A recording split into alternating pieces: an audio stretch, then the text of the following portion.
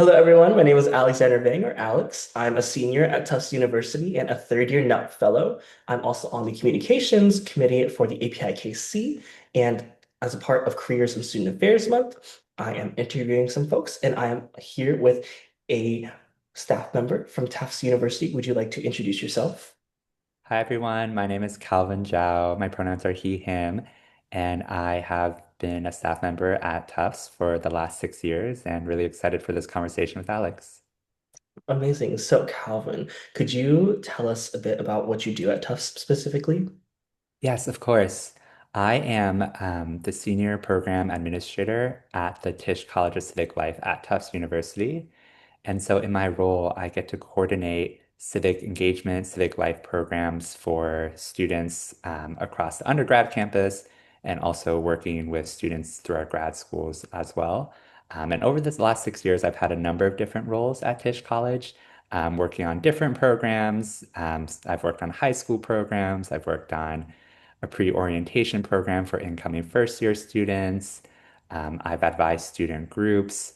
And right now, the primary program that I support is our Tisch Scholars program, which is our 3 year civic leadership, civic engagement development program for undergraduate students. They typically start as a sophomore and they continue the program through their senior year. And each year in the program, they do a 8 hour per week placement with a local nonprofit or community organization as a way to really become more immersed in our local communities and to reflect further on their own civic interests and learn about the larger context that governs a lot of our nonprofit work and civic engagement work in the local area.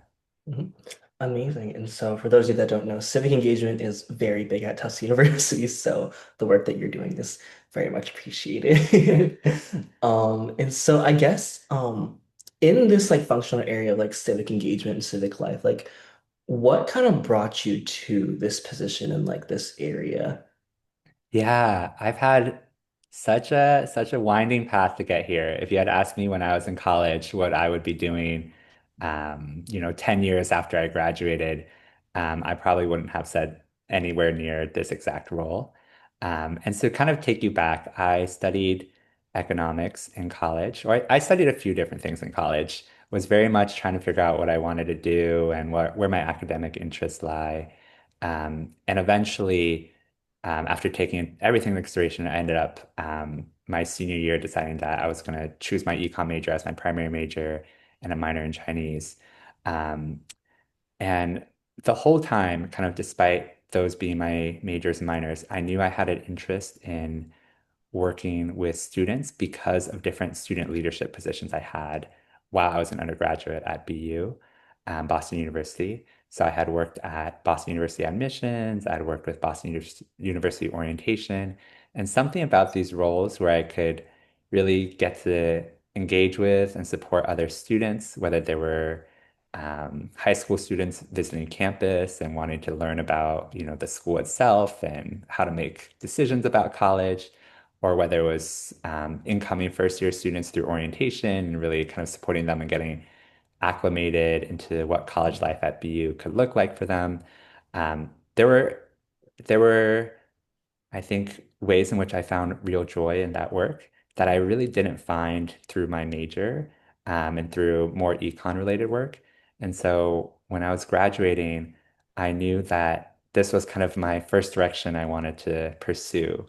And I luckily found a job at NYU Shanghai, and I actually worked at NYU Shanghai for 3 years in the Academic Resource Center for 2 years, and then in the Community Engaged Learning Office for a year.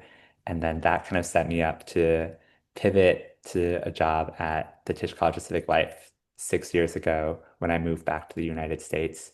And that's kind of been my career path. I think I at every point in the past just followed, what brought me joy. And 1 year became two, two became three, three became four, and those years just really build on top of each other. So I would say this was never a kind of 10-year plan where 10 years from now I was going to end up here. It was more of like a let's take it 1 year at a time. And then over time, I've just felt more and more connected to this work. I felt that this work aligned with A, things that I love doing, and B, really tapped into some of the strengths that I have as a person. And so I found, yeah, just a lot of value and a lot of joy in doing this. Amazing. I love that.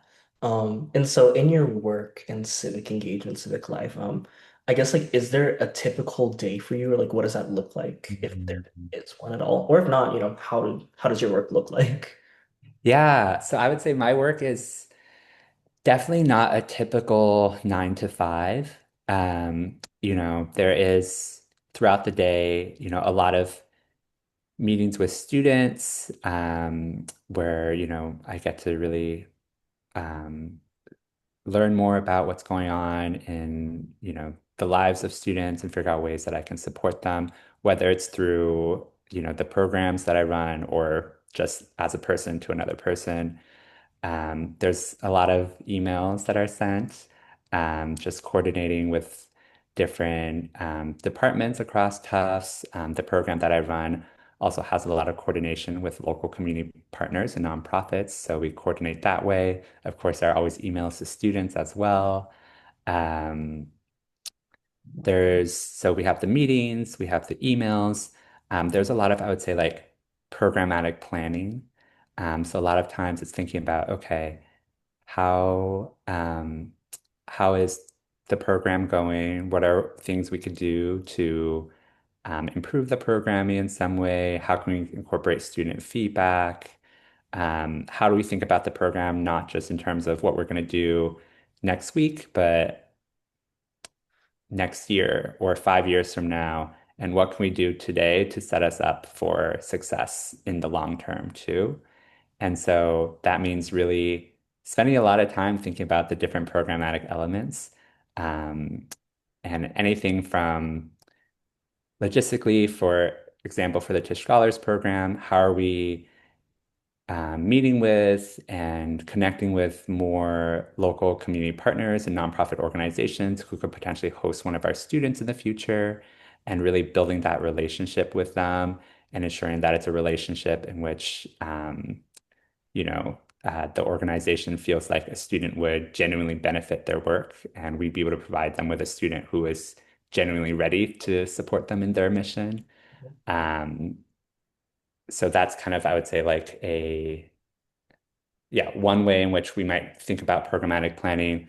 Another way we might think about it is, what are different events and things we're doing for students to make their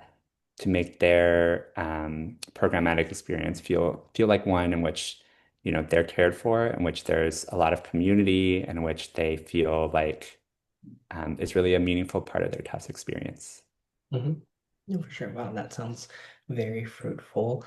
Um, what I love about student affairs work is like one, there's so many different areas of universities that folks can work in. And two, like it seems like everyone's very passionate and cares about what they do, which I'm very happy to hear. And like Mhm. even hearing you speak right now, it's like very much like, oh, it's very nice, reassuring to hear. Um, and so I guess like thinking like towards like the future a bit, like I'm curious to know like what your thoughts are on like for someone who's entering the field of student affairs, like what do you think are important skills or like qualities to kind of learn or like have before like coming into this work? Oh, that's a really good question. I think for me, the foundational kind of quality that I would want all student affairs professionals to have and to be able to develop, or even something to have just coming into the role, is a deep care for students. And I would say student affair works is not, at least in my head, something that is easy to do if you see it as just like I'm going to clock in and clock out, because so much of this work is so relational and so people dependent, and so much about making others feel like they're really cared for and supported.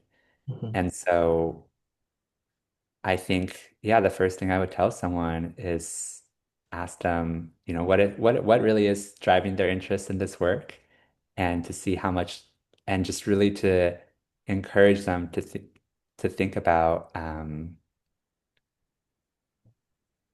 yeah, how their care for students is factoring into their motivation for this work and to really think about, yeah, really reflect on and think about that aspect of it. Um, it just feels so pivotal to any role. I think beyond that, obviously, I think someone who is a really good listener really thrives in student affairs work. Mhm. I think someone who is very strategic, so someone who's able to take into consideration a lot of different, contexts and factors and to be able to make strategic decisions that ultimately benefit students and the university, I would say is something that would really help. I also think someone who really, yeah, like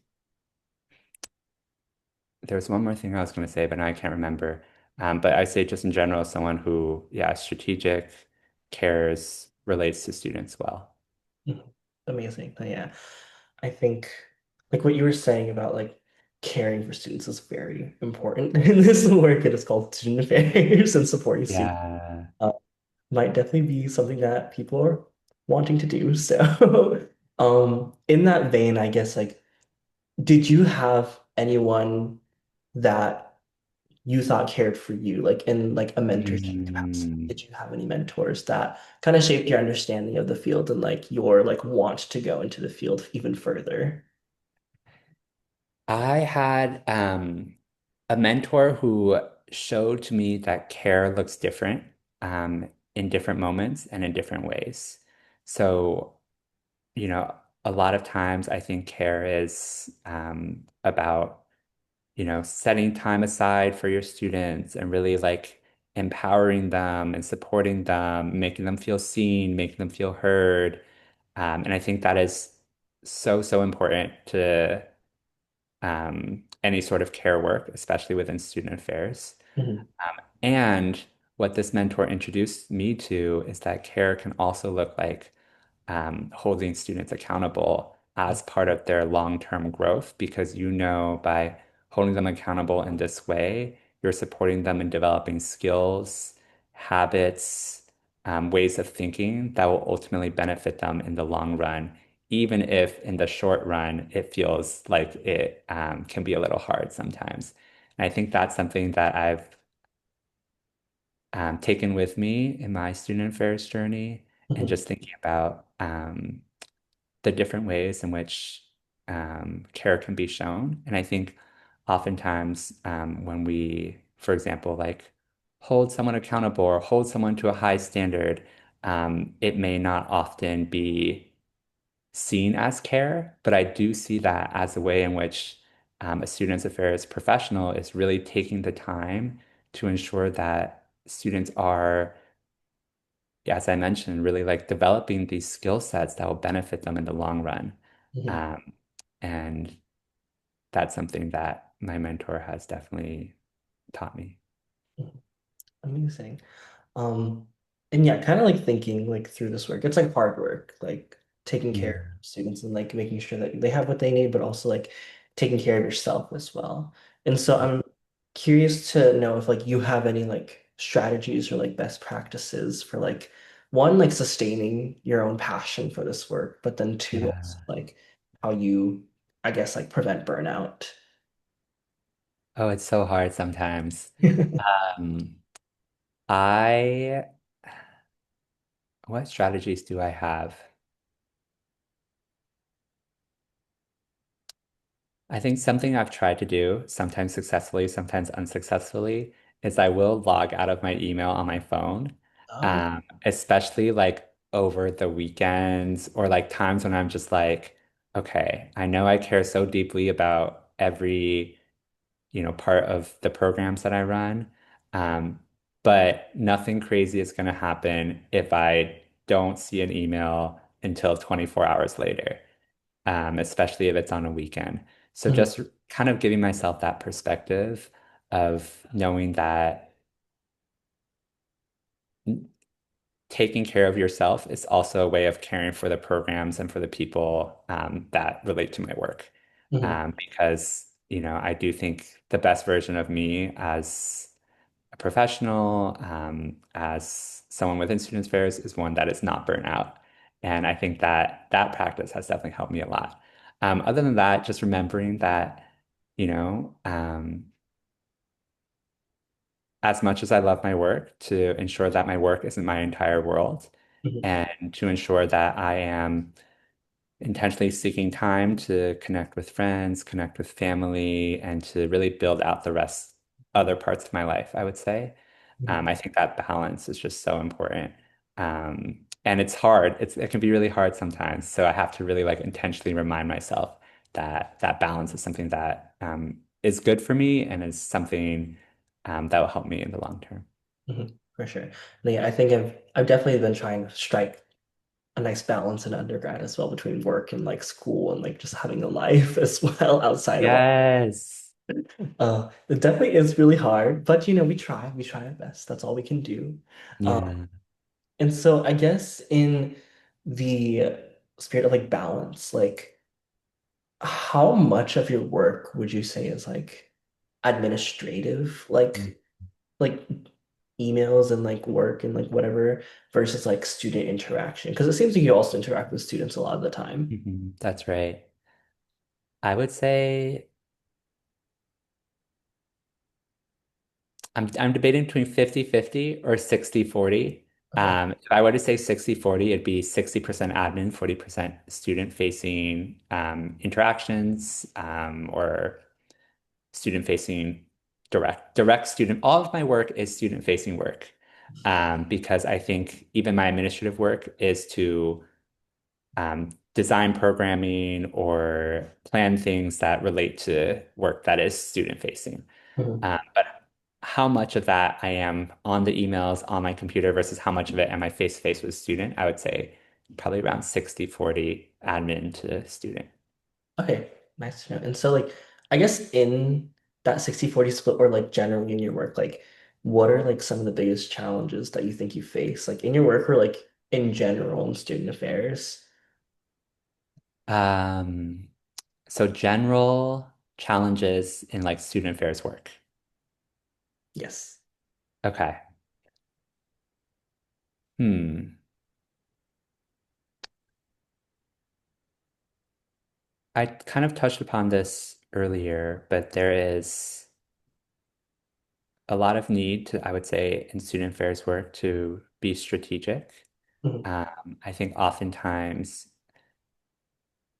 there are a lot of different competing needs that you, as a student affairs professional, making decisions on behalf of students, making decisions for programming for students, that you have to really juggle and figure out how you balance these competing needs and how that impacts your decision making, I think is something that can be challenging at times and can take a lot of thought and a lot of kind of like talking with others to figure out what is the best thing to do.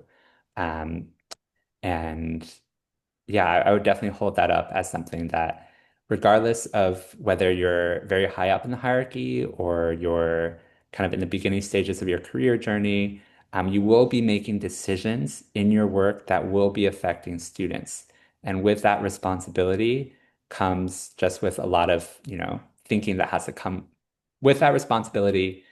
um, you have to put a lot of thought into it. And, sometimes you're going to make decisions that not every person will be happy with, but you mhm, have to be confident with that decision because you've thought through all the different possible options and come to the conclusion that this is the best decision, taking into consideration all that context. And I think oftentimes as student affairs professionals, um, while I really strive for transparency with students and I strive to share as much information as I can with students, there's also a line of which I can't share with students all the information that I know because of my role. And so they kind of have to be able to trust me that I'm making that decision without them having all the information, but with me having all the information. And I think that can feel hard at times, but it is part of my work in this career. And I think I'm grateful that over the past few years, I've been in positions where I have been trusted, and hopefully I've made good decisions. no, yeah, it definitely sounds like, I mean, especially now. There's a lot of things going on that we had to make hard decisions on. So again, Mm. very much appreciate your due diligence in supporting us as best as you can. But on the converse, Yeah. what are like the most rewarding parts of your job? The most rewarding parts, oh my gosh. Well, my favorite parts is getting to know students and building that relationship with students and learning about their world and just being able to find ways in which I can support them in their world in some way. I would say, in terms of rewarding, there are moments when I identify an area of growth for a student Mhm. and I find a way to try to communicate it to them in a way that still shows care, but also has them developing awareness about something that I've observed. And then to see their growth in um, changing that like habit or that behavior in some way, I think that is really cool. So I'll give you an example. Like if a student, one of the many challenges a student might face is like how to balance a very busy schedule and how to stay committed to all of their different priorities and commitments and how to show up for them fully and all of that. And sometimes some advice I'd give is really think about what is really most important to you. And I know that you want to do everything and pack your college schedule as fully as it could possibly be. Um, but sometimes that really, at the expense of doing everything, you've not been able to do the things that you really care about as well as you would have liked to have done those things. And then over time, being able to see a student kind of reflect on that and reflect on, what their commitments in college are and who they want to be, and to kind of um,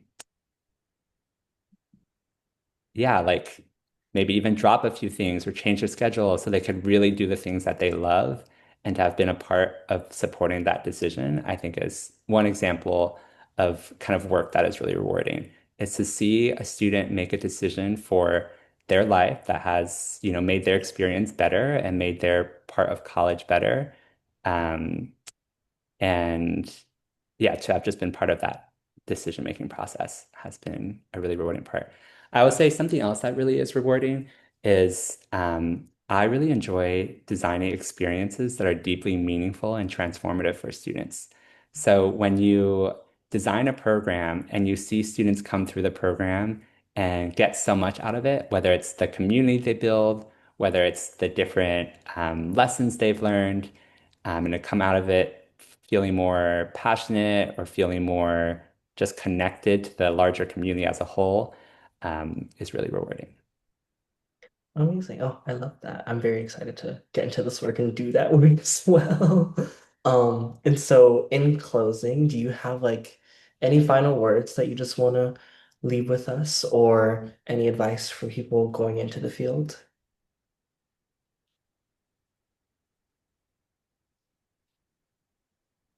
I would say like student affairs work is can be hard. Student affairs work can be hard, can be tiring. But at the end of the day, if you love connecting with people and if you love supporting students in their journey through college, it's a really rewarding field to be in. And I really just recommend, especially for those college students who've enjoyed working student jobs that had some sort of student-facing aspect of it, to give it a shot and see how much you enjoy it. And what's nice about student affairs work is that you can start from the minute you graduate college. There are a lot of entry-level student affairs jobs that students, recent graduates can have. And then you could take it a year at a time to see how far this takes you. And it is a really cool and unique profession to be in, and one that really has, in my mind, a major impact on a lot of people.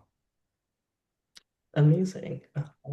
Thank you so much for coming along with me and having this conversation with me, Calvin. Yeah, of course. Thank you, Alex, for inviting me and for thinking of these thoughtful questions.